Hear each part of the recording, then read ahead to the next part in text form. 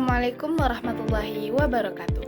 Perkenalkan, nama saya Egy Dianabila dengan NIM 2312020055. Pada kesempatan kali ini, saya akan menjelaskan tentang teori Donald E. Super yang merupakan salah satu teori penting dalam mata kuliah konseling karir.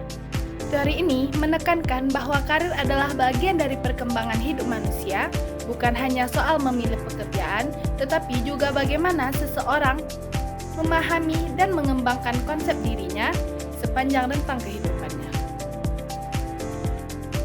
Donald E. Super berpendapat bahwa pilihan karir seseorang dipengaruhi oleh konsep diri atau self-concept.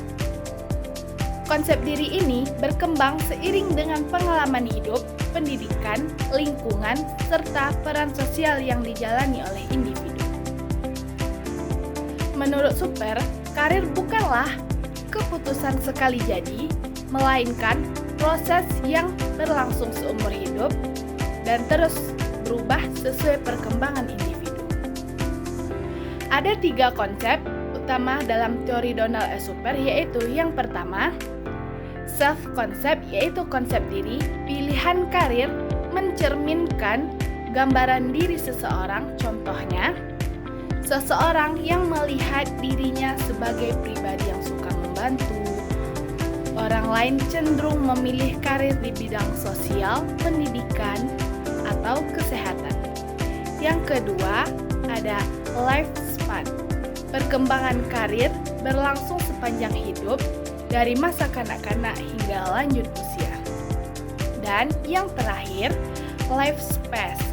Karir tidak hanya berkaitan dengan pekerjaan, tetapi juga berbagai peran kehidupan seperti anak-anak, pelajar, pekerja, anggota keluarga, dan warga masyarakat. Semua peran ini saling memengaruhi dalam pengambilan keputusan karir. Selanjutnya, ada tahap perkembangan karir menurut Donald E. Super. Donald E. Super membagi perkembangan karir menjadi 5 tahap. Yang pertama adalah growth, yaitu usia 0 sampai 14 tahun.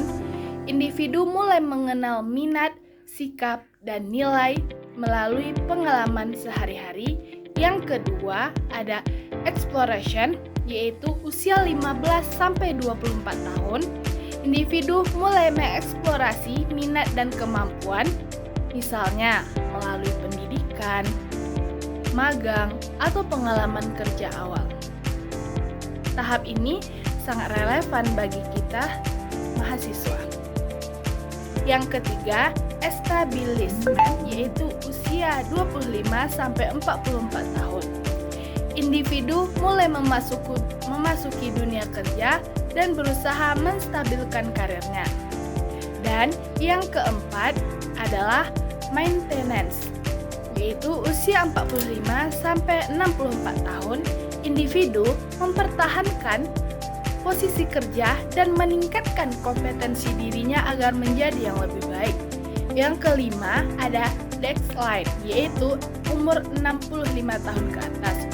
Individu mulai mengurangi aktivitas kerja dan mempersiapkan masa pensiun. Dalam praktik konseling karir, teori Donald E. Super membantu konselor untuk yang pertama, memahami tahap perkembangan karir klien. Dan yang kedua, membantu klien mengenali konsep diri. Dan yang ketiga, membimbing klien mengambil keputusan karir sesuai usia, minat, dan perannya. Dan yang terakhir, menyadari bahwa perubahan karir adalah hal yang wajar. Konselor tidak memaksakan satu pilihan karir, tetapi mendampingi klien dalam proses pengembangan karirnya. Baik, sebagai kesimpulannya, Donald E. Super menekankan bahwa karir adalah perjalanan hidup, bukan sekedar pilihan pekerjaan. Dengan memahami konsep diri dan tahap perkembangan karir, individu dapat merencanakan masa depan karirnya secara lebih matang. Baik, demikian penjelasan mengenai teori konseling karir Donald E. Super. Semoga bermanfaat. Apabila ada kesalahan, saya mohon maaf.